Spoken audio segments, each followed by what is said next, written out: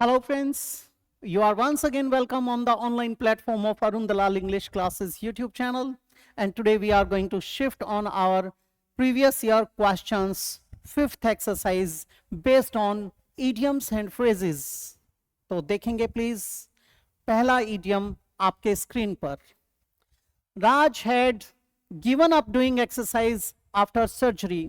बेटे सर्जरी के बाद, शल्य चिकित्सा के बाद, ऑपरेशन के बाद उसने व्यायाम करना बंद कर दिया, क्विट कर दिया. अबेंडन, लीव, फॉरसेक, त्यागना, छोड़ना, उसकी बात की गई है. लर्नेड, लर्नेड किसके लिए होता है? जो एरिडाइट होते हैं, यानी ए पर्सन ऑफ लेटर्स, जो विद्वान है उसके लिए यूज करते हैं. ये तो गलत हो जाएगा. स्टार्टेड, ये तो आरंभ करने की बात कर रहा है, इनएप्रोप्रिएट है. कंटिन्यूड, किसी चीज को जारी रखना, कंसिस्टेंसी बनाए रखना, यह भी एलिमिनेट हो जाएगा. क्या आ जाएगा? स्टॉप्ड, उसने ये काम करना बंद कर दिया है, क्विट कर दिया है. सेकेंड है बेटे, the chairman tried to get his point across. Chairman साहब ने अपना मंतव्य समझाने की कोशिश की.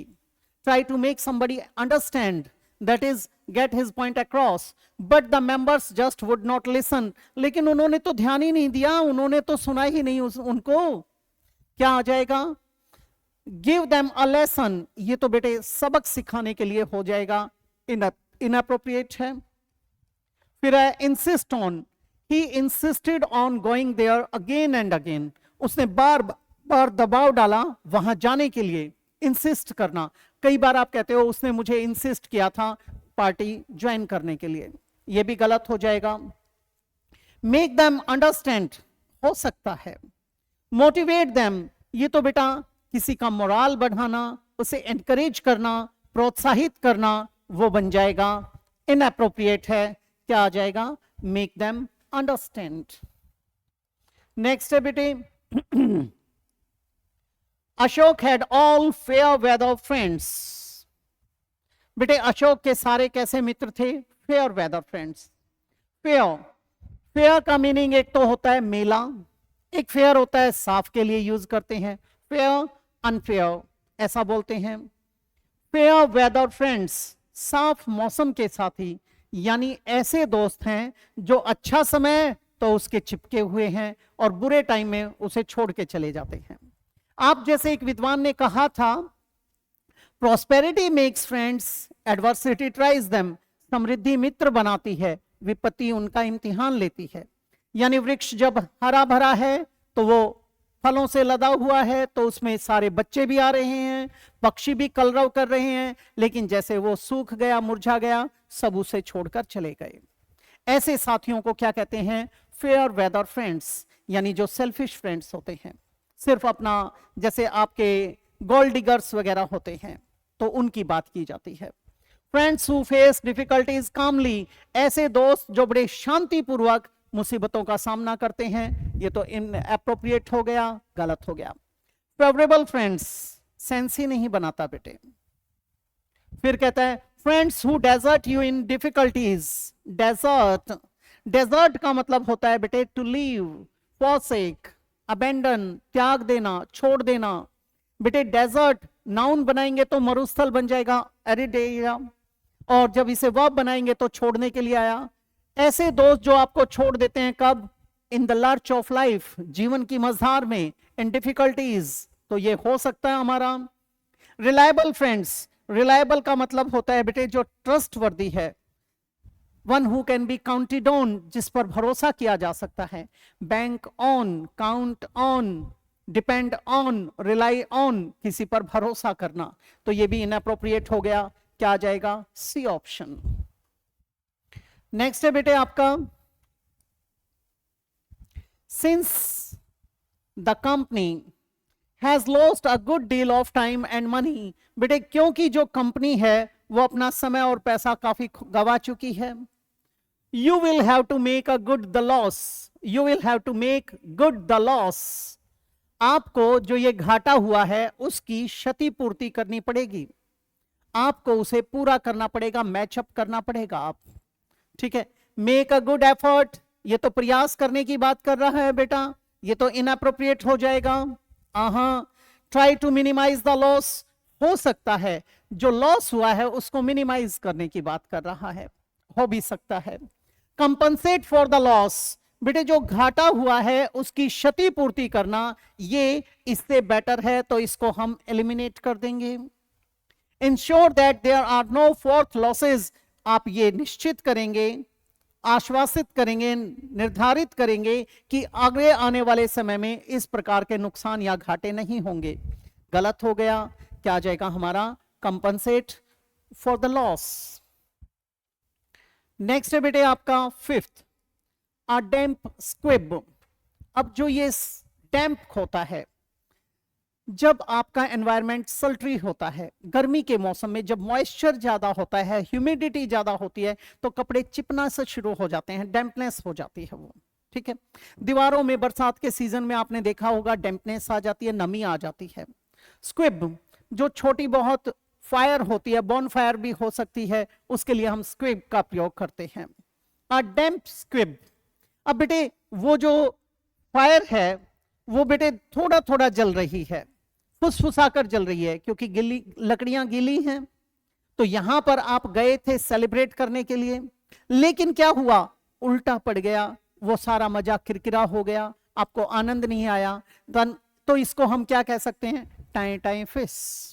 कई बार क्या कह देते हैं, फुस्सी बम, बम में आग लगाई थी कि विस्फोट होगा, धमाका करेगा, लेकिन वो तो फुसफुसा के रह गया, उसे क्या कहते हैं, डैम्प स्क्विब, यानी निराशा हाथ लगती है, उसके लिए यूज किया जाता है। रेनी वेदर, बेटे ये तो गलत हो जाएगा, बरसाती मौसम। अ डिसअपॉइंटिंग रिजल्ट, हो सकता है ऐसा परिणाम जिसने निराश कर दिया, जैसी उम्मीद थी वैसा नहीं हुआ। स्कर्ट इन अ लॉन्ड्री, बिल्कुल इनअप्रोप्रिएट है, सेंस ही नहीं बनाई। ड्रेंच्ड टू स्किन, जब आप पूरी तरह से तरबतर होते हो तो उसको कहते हैं ड्रेंच्ड टू स्किन, ये भी गलत हो गया, क्या आ जाएगा, अ डिसअपॉइंटिंग रिजल्ट। अगले पे चलते हैं बेटे, इन कोल्ड ब्लड। आप लोगों का क्राइम पेट्रोल आता है और एक सावधान इंडिया आता है। इस प्रकार के जो नाटक आते हैं, इनमें आपको दिखाया जाता है कि एक पूरी प्लानिंग के साथ जानबूझकर दिल दहला देने वाली हत्याएं आदि कर दी जाती हैं।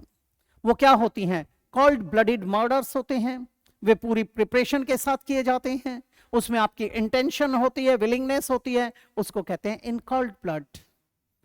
एंग्रीली, ये तो गुस्से में आ जाएगा बेटा, गलत हो गया। डेलिबरेटली, विलिंगली, इंटेंशनली, जानबूझकर, हो सकता है। एक्साइटेडली, इनअप्रोप्रिएट हो गया, उत्तेजनापूर्ण को बताएगा ये तो।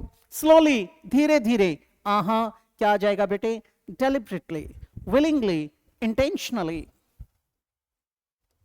नेक्स्ट है आपका to take someone for a ride. अब यहां पर इसका प्रयोग कहां किया जाता है उसे समझेंगे बेटे। आप लोगों की मूवी आई थी शोले, शोले में वीरू अर्थात धर्मेंद्र हेमा मालिनी को, बसंती को फायरिंग सिखा रहा था कि कैसे आम तोड़े जाएंगे निशाना लगाकर। वो उसको अप्रोच करने की कोशिश करता है।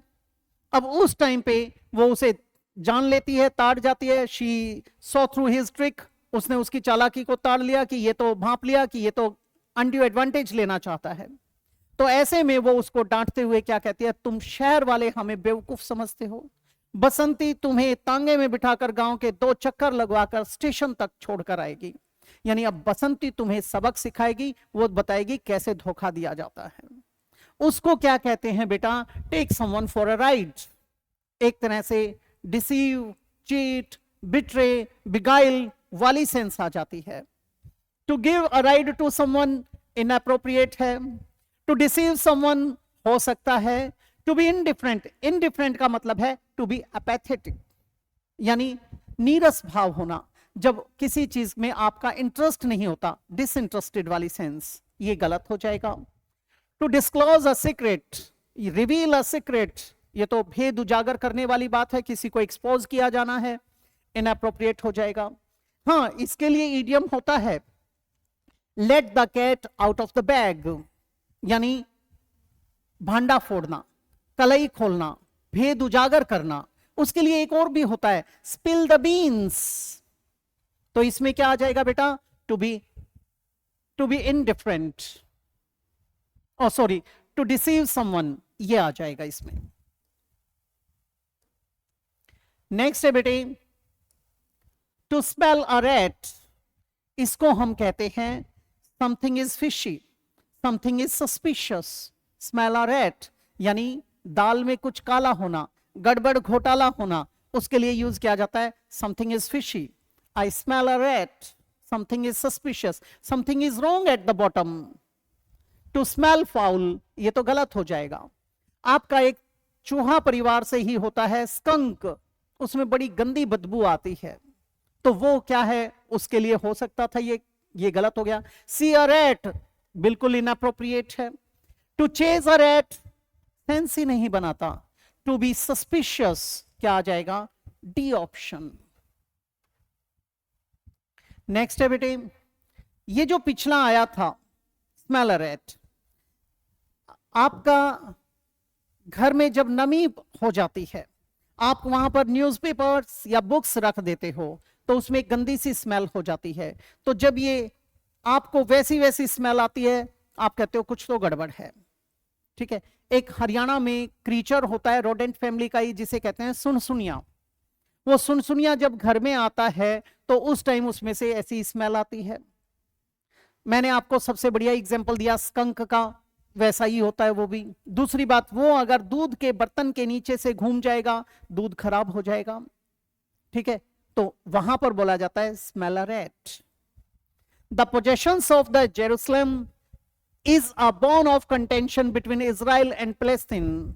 अब बेटे, फिलिस्तीन और इजराइल के बीच में जो यरूशलेम है वो क्या है? Bone of contention. अब ये बोन ऑफ कंटेंशन क्या है बेटे, इसे भी देख लेंगे। बोन ऑफ कंटेंशन होता है आपका झगड़े की जड़, कलह का कारण। इसको हरियाणा में बोला जाता है कुत्ते वाला हार्ड। अब इसे भी समझ लीजिए, ये क्या होता है। आप कुत्ते के सामने एक हड्डी डाल दीजिए, वो उसके ऊपर टूट के पड़ता है। जब वो उसे चबाना शुरू करता है तो डॉक्टर्स और साइंटिस्ट ये कहते हैं कि उसके मसूड़ों में खुजली शुरू हो जाती है और उनमें से एक लिक्विड रिलीज होता है। उसे लगता है ये कहां से आ रहा है? बोन में से। लेकिन ऐसा नहीं होता। अब उसको दूसरा कुत्ता देखता है, वो भी उसको पाने की कोशिश करता है, दोनों उस पर कट मारते हैं। उसे कहते हैं बोन ऑफ कंटेंशन, झगड़े की जड़, कलह का कारण। इसके लिए एक और होता है एन एप्पल ऑफ डिस्कॉर्ड। अब बेटे, a subject of peace, peace तो शांति के लिए आया, इनअप्रोप्रिएट हो जाएगा। अ सब्जेक्ट ऑफ ट्रेड, ये व्यापार के लिए आया, गलत हो गया। अ सब्जेक्ट ऑफ डिस्प्यूट, बेटे हो सकता है, ठीक है, cause of Discord. A subject of exports, निर्यात के लिए आया, गलत हो गया। क्या आ जाएगा बेटे हमारा? अ सब्जेक्ट ऑफ डिस्प्यूट। नेक्स्ट है आपका 10th। My friend turned a deaf ear to my tale of loss and refused to help me. Tale, ये है बेटे दास्तां, कहानी, और TAIL टेल होता है पूंछ। मेरे फ्रेंड ने क्या किया? सुनकर अनसुना कर दिया। मेरे घाटे की जो दास्तां थी उसको सुनकर अनसुना करना, कान पर जू ना रेंगना, उसे कहते हैं turn a deaf ear. Paid no heed और अटेंशन, कोई ध्यान नहीं दिया, हो सकता है बेटे, यानी इग्नोर कर दिया। वेंट फार अवे, गलत हो जाएगा, दूर जाने के लिए। लिसनड केयरफुली, बेटे अगर वो केयरफुली अटेंटिवली सुन रहा है तो ये गलत हो जाएगा, इनअप्रोप्रिएट है। Turn his ear away, sense ही नहीं बनाता, क्या आ जाएगा? ही पेड नो हीड और attention to me, to my tale of woes, ये बन जाएगा। ये थी एक्सरसाइज आपकी आज के लिए इडियम्स की। अगली क्लास में आपसे किसी दूसरी एक्सरसाइज के साथ भेंट होगी। आप अपना फीडबैक ऐसे ही देते रहिए। आपके बड़े अच्छे अच्छे क्वेश्चंस, आपकी क्वेरीज आती हैं मेरे पास, उनके जो जवाब दिए जाते हैं, उम्मीद करता हूं उससे संतुष्ट हो गए। किसी को और जानकारी चाहिए तो आप मेरे व्हाट्सएप नंबर के ऊपर व्हाट्सएप कर सकते हैं।